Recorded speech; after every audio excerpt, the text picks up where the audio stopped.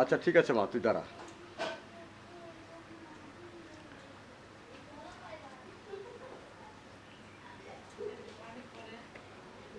হ্যাঁ মুন্না, তুই কোথায় রে বাপ?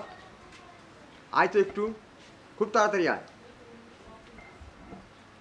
চাচা যান, আপনি তো ওকে ফোন দিলেন, না জানিয়ে এসে আবার। মারে তুই কোনো চিন্তা করিস না, টেনশন নিস না, আসতে দে আগে। আব্বা আমার ডাই যাও। হ্যাঁ, ডাকলাম কিসের জন্য রে বাপ? আমার তো মান ইজ্জত থাকে না।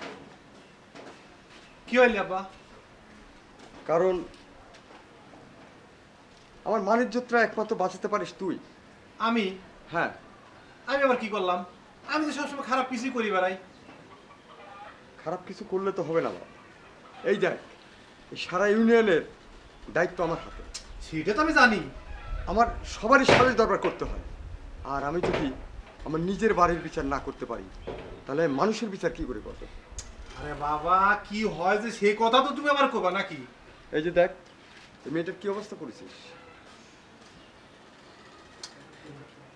বুঝলাম না আব্বা, কি হয়েছে?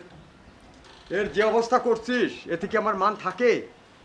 আমি মুখ দেখাতে পারবো মানুষের কাছে?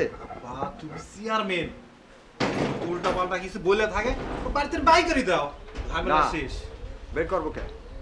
তো তুমি কি করতে চাচ্ছ? তাহলে তো আমার বিচার হলো না। আমার তো নিজের বাড়ির বিচার করতে পারলাম না আমি। বের করে দেবো মানে? তোকে বিয়ে করতে হবে। কি আব্বা, তুমি পাগল হইছো? শোনো, এই বিচার সালিশ করতে করতে তোমার মাথা গেছে। দেখেন চাচা জানের মাথা